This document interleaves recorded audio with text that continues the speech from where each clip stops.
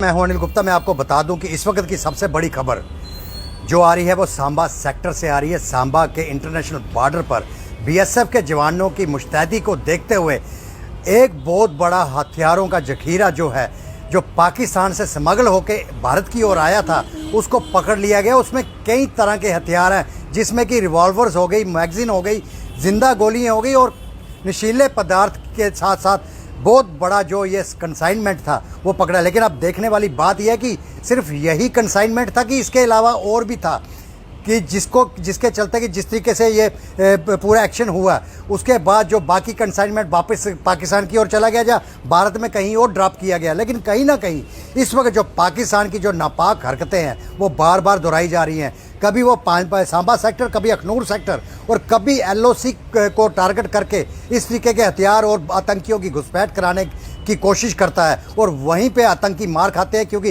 भारत की सुरक्षाकर्मी, चाहे वो आर्मी हो, बीएसएफ हो या सीआरपीएफ हो, और जम्मू कश्मीर पुलिस पूरी तरह मुस्तैद और चौकस हैं। क्योंकि आने वाले दिनों, जो आज से जो दिन स्टार्ट हो गया जम्मू कश्मीर में, वो त्योहारों का सीज़न है। जैसे कि आज पहला नवरात्रा है और आने वाले दिनों में दशहरा और उसके बाद दीपावली है।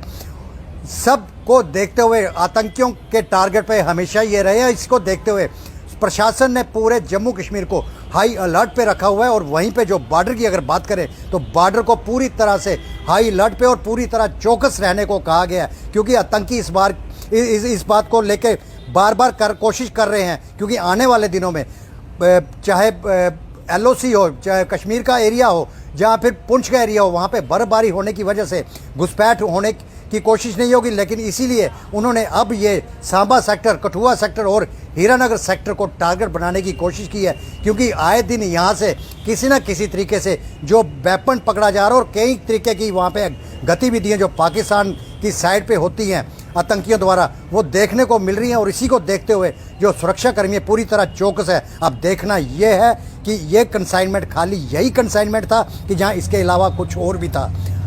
आने वाले दिनों में अब देखने वाली बात होगी कि आतंकियों को किस तरीके से सुरक्षाकर्मी, भारतीय सुरक्षाकर्मी मार गिराती है और पाकिस्तान को मुंह तोड़ जवाब देती है। अनिल गुप्ता, जम्मू।